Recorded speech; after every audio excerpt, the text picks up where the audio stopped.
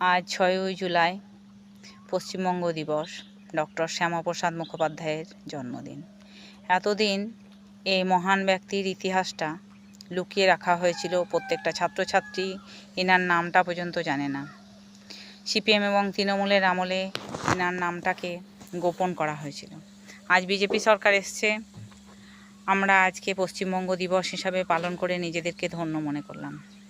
পশ্চিমবঙ্গের যে রূপকার, বাংলার বাঘ স্যার আশুতোষ মুখোপাধ্যায় এবং যোগমায়া দেবীর সুযোগ্য সন্তান, একজন মেধাবী ছাত্র ডক্টর শ্যামাপ্রসাদ মুখোপাধ্যায়। তিনি মাত্র 33 বছর বয়সে কলকাতা বিশ্ববিদ্যালয়ের উপাচার্য হিসেবে নিজেকে নিযুক্ত করেন এবং বাংলা ভাষার উন্নতির জন্য সচেষ্ট হন। শুধুমাত্র বাংলা ভাষা নয়, হিন্দুদেরকে নিয়েও তার যে হিন্দুত্বের জন্য লড়াই, সেটা শুরু হয়েছিল মুসলিম লীগের সময়। তিনি মুসলিম লীগের প্রতিবাদ আন্দোলনে নামেন এবং তিনি একটা জনসংঘ গঠন করেন। জনসংঘ গঠন করার পর তিনি নিজেকে, যখন বঙ্গভঙ্গ শুরু হয় তখন বঙ্গভঙ্গের বিরুদ্ধে প্রতিবাদ জানান এবং পশ্চিমবঙ্গকে আলাদা হিন্দু রাজ্য হিসাবে ঘোষিত করার চেষ্টা করেন।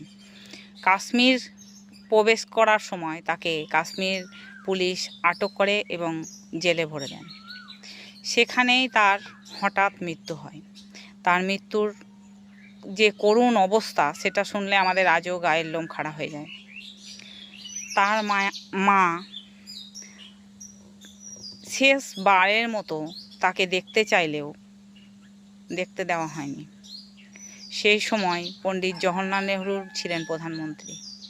তাকে মৃত্যুর পর তদন্তের জন্য যোগমায়া দেবী অনেক অনুরোধ করেন তদন্তের জন্য, কিন্তু সেই তদন্ত হয়নি। মৃত্যু রহস্য চাপা পড়ে গেল কিছু মানুষের ষড়যন্ত্রের জন্য। তবুও আজকে যে পশ্চিমবঙ্গ দিবস হিসাবে আমরা নিজেকে পালন করতে পারছি এবং আজকে আমরা অনেক খুশি এই শ্রদ্ধেয় ব্যক্তিটিকে আমাদের মাঝে পেয়ে। ওনার মৃত্যুতেই সব কিছু শেষ হয়ে যায়নি। সমস্ত আজকে বিজেপি কর্মী ওনার হয়ে আজকে তৈরি হয়েছে এবং সকলে হিন্দুত্বের জন্য লড়াই করছে। বন্দে মাতারাম, ভারত মাতার জয়।